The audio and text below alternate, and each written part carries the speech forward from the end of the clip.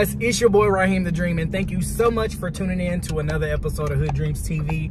On today's episode, as you can see, I am in the car driving and shooting a YouTube video at the same damn time. And I'm currently headed to a workout class right now. It's like 25 minutes away from my home, so I have enough time to shoot somewhat of a good video.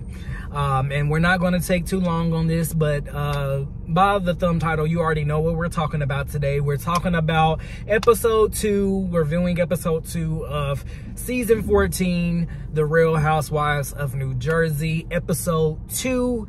If you are new to my channel, Jumbo, please make sure that you hit the subscribe button. Also, make sure that you also hit the like button and share this video to your social media with all of your friends and family. So let's go ahead and just jump right into it. And I do have some notes as well that I'm going to bring up. I'm going to look down every now and again at my, well, not down, but I'm going to just take a quick glance. I don't suggest you guys do that, but take a quick glance at my phone to get certain like reminders to remind me of what happened. But the show starts off with Danielle's family. They're getting for their daughter, she was signed to a talent agency, and she's getting headshots, because when you are a model or an actress or actor, you do have to keep those headshots updated. Trust me, I know. I do acting on the side, and it's about time for me to get a new headshot because it's been a minute. But you do have to keep those headshots updated. And congratulations to her daughter. That's very exciting that she got signed to a talent agency. Hopefully she gets plenty of bookings. And then from there, Danielle talks about how her kids' clothing line is going to be presented. She'll be presenting it in New York Fashion Week. So congratulations to Danielle as well. That is huge.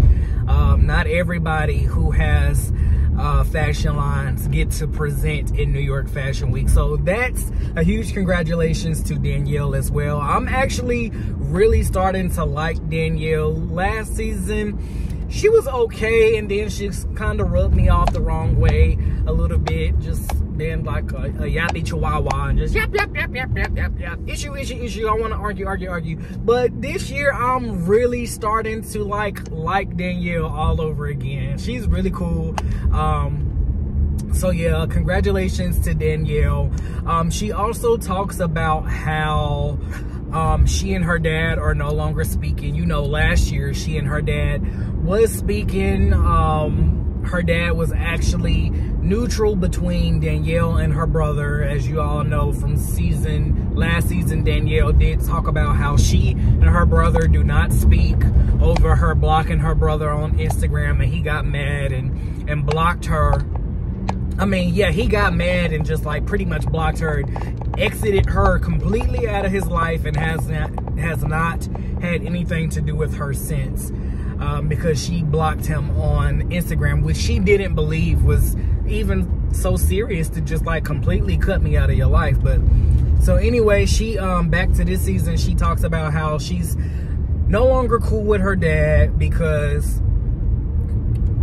she pretty much just doesn't like the way he handled the gift situation. If you guys can remember last year at the reunion, she talked about how her brother, she sent her brother, they had a baby, his brother and his wife had a baby, and she sent, I think it was they had a baby. She sent them a gift and they sent it back.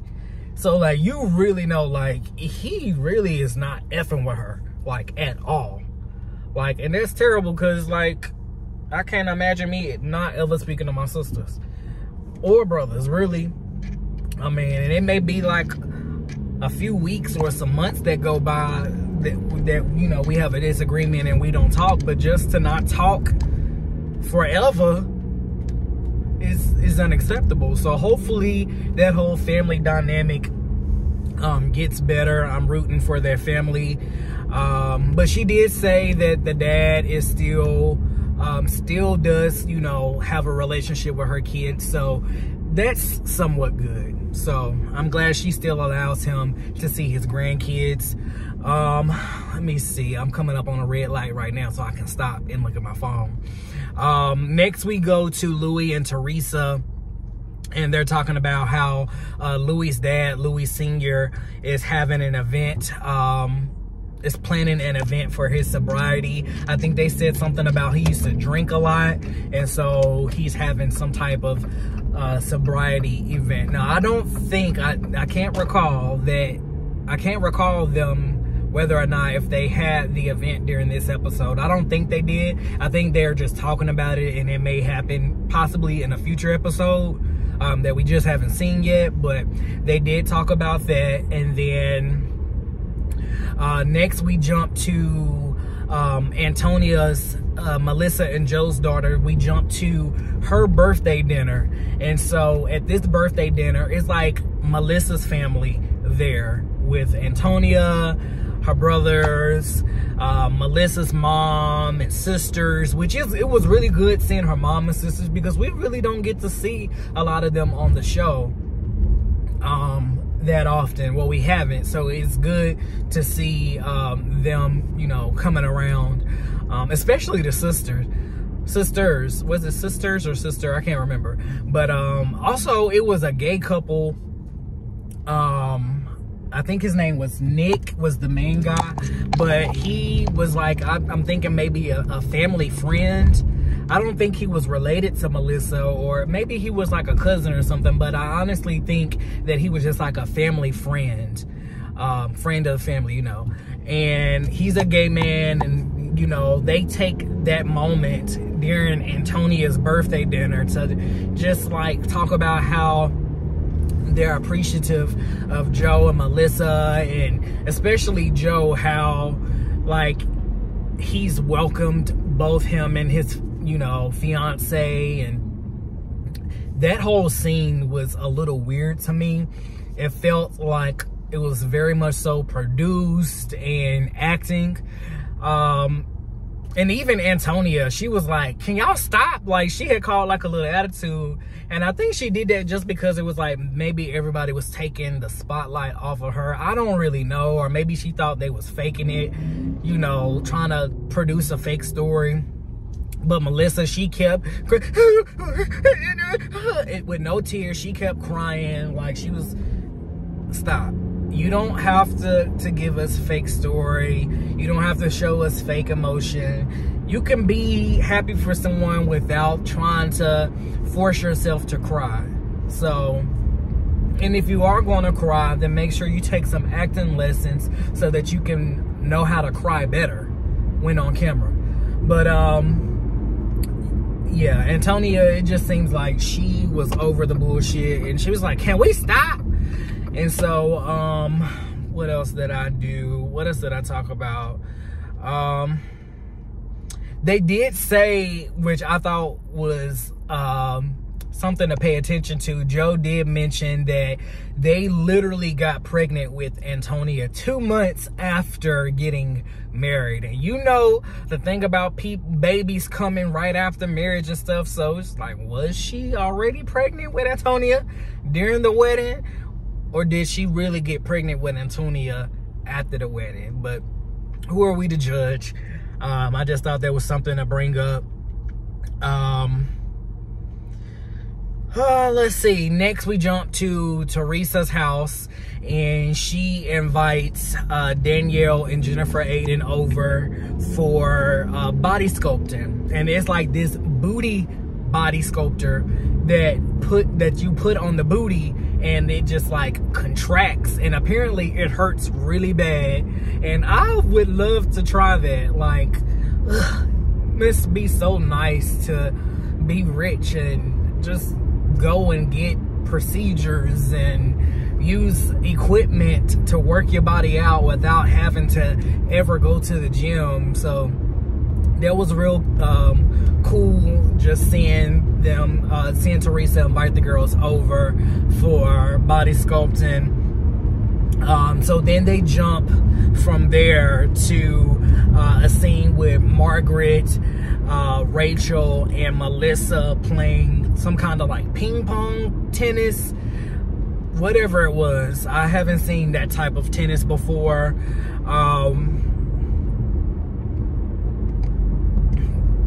Let me see. And while there, Marge brought up the fact that she used to sleep with a tennis instructor, and I'm like, damn, like who hasn't Margaret like slept with? It looks like she slept with every damn body.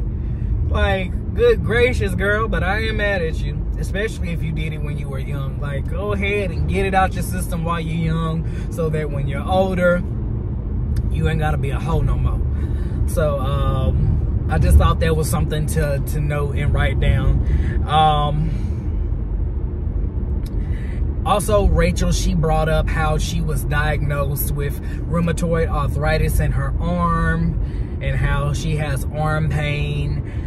She also mentioned that when she was 18 years old, she had a hip replacement. And I'm like, dang, at 18 years old, you had to get a hip replacement. But they did pull like some throwback shots of her when she was back in the day, and how she used to be a bodybuilder. And she looked amazing. She was ripped and tan. You know how the Italians, they gonna be extra orange for you. She was tanned for the gods. But it was really good seeing like old throwback pictures of her. I mean, she was buff as crap, but it was cool just letting her, you know, let everybody know that she does suffer with rheumatoid arthritis, and lets us know that she did have a hip replacement when she was 18. And to this day, I mean, she doesn't look as buff as she did back when she was that young, but she still looks good to this day,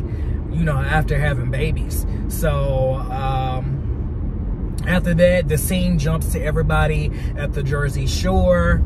Let me see.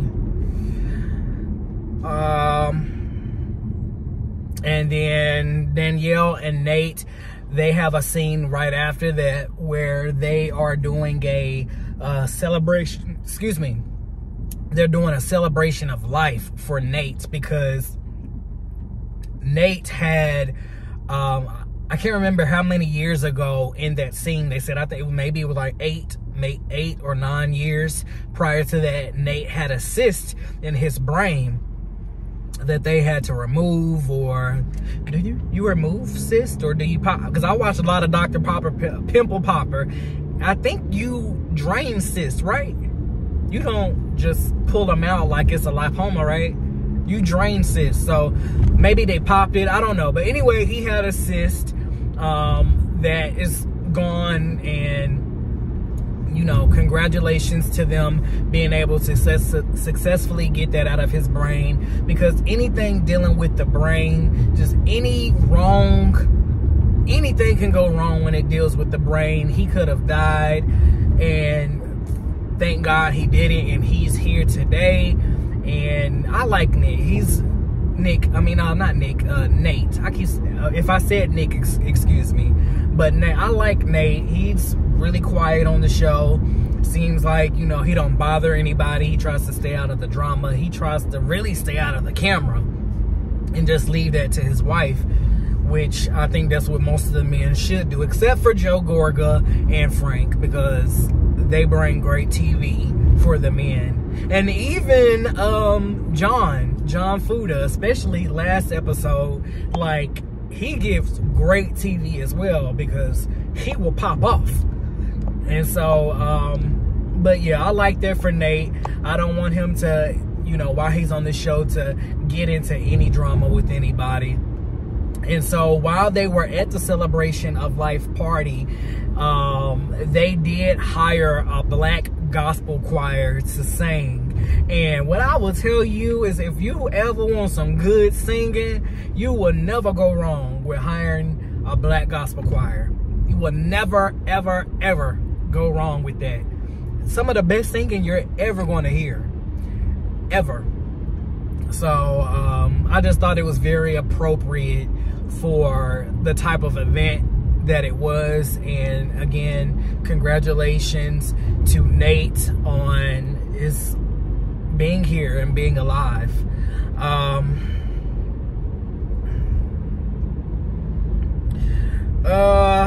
Let me see.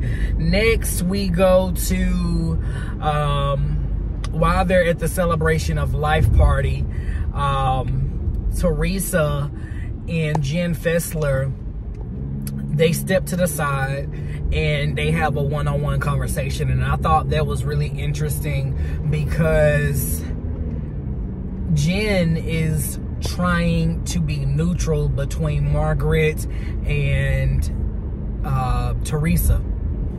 And honestly, Jen is, I don't know. I'm starting to put a question mark by Jen, because if what Teresa and Louis did, well, it wasn't even Louis. It wasn't even Teresa. It was what Louis did.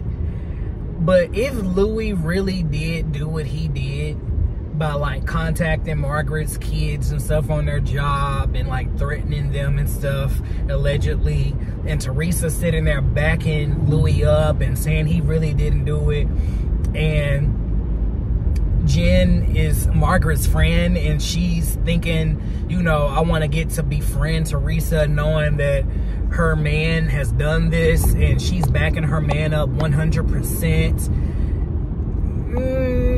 That would kind of make me like stay away, you know. But you never know. We the fans, we don't know what's real or what's not real, so we just have to sit back and watch. But they did, like I said, they did have a conversation. They stepped to the side, they had a conversation. And while they were having that conversation,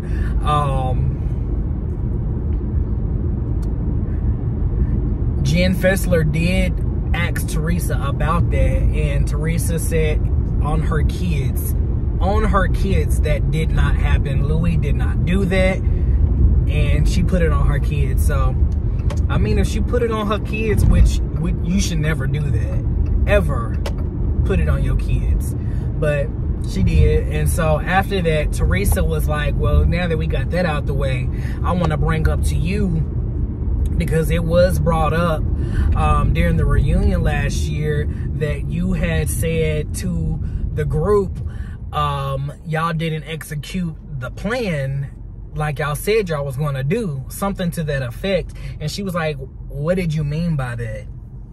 And so Jen Fessler was like, it wasn't that like I was plotting to like do anything or say anything about you, but she did agree with Frank that they had all went, I think, to Margaret's house the day before the reunion last year, the previous season, and they all pretty much talked about what was going to be brought up during the reunion last year regarding like Louis and Teresa. And she was like, she didn't have anything to do with it, but when she said that they didn't do what they said they were going to do, she was basically calling them out or being like they are liars or they are fake, because they said that they were going to pull out evidence and receipts out of the envelope, but they never did it. And so that's why she was like, y'all didn't stick to what y'all said y'all was gonna do, which really, I would have just kept my mouth shut if I didn't have, you know, anything to do with it, or if I wanted no parts to do with it. But so yeah, she confessed to that. And let me see, lastly, Jen Fessler, she did ask Teresa about the whole thing about Teresa saying that John Fuda used to be a big-time drug dealer. Well, not using to be, but she was like, so are you saying that John Fessler is currently a drug dealer, or are you saying that, you know, this is something from the past? Because apparently back in the past, allegedly, John Fuda used to, you know, be a big-time drug dealer, allegedly. And so she was like, are you calling him that now, or are you saying that this is something from his past? And because she was like, that's what everybody's wanting to know. And Teresa was like, no, I'm not talking about right now, I'm talking about the past. But what I don't like about Teresa is she used that as if it was current, as if he is a current big time drug dealer or drug dealer, whatever. She didn't say it as if it was something of the past. She weaponized that in that moment last episode as if this is something that's current. And so the episode ended after that. And so we got more episodes to go. Like I told you guys, I will continue to do reviews on the show as the episodes come out. This episode was, I mean, it was okay. It was okay. You know, Melissa and Teresa, they're still not speaking. Margaret and Teresa, they're still not speaking. So if they do speak, you know, it will be, you know, good to see them speak, because I can't see them going a whole season without speaking. And if they do, I guarantee you that one of them, if not both of them, is going to have to go next season. So we just got to sit back and see. But if you guys enjoyed my quick recap and review, please make sure that you hit the subscribe button. And even if you didn't enjoy it, hit it anyway. Also hit the like button and share this video on your social media with all of your friends and family. But until the next video, it is your boy Raheem the Dream, and thank you so much for watching another episode of Hood Dreams TV. You guys be safe out there. I love you and take care. Anymore. So take it. I don't wanna take no more.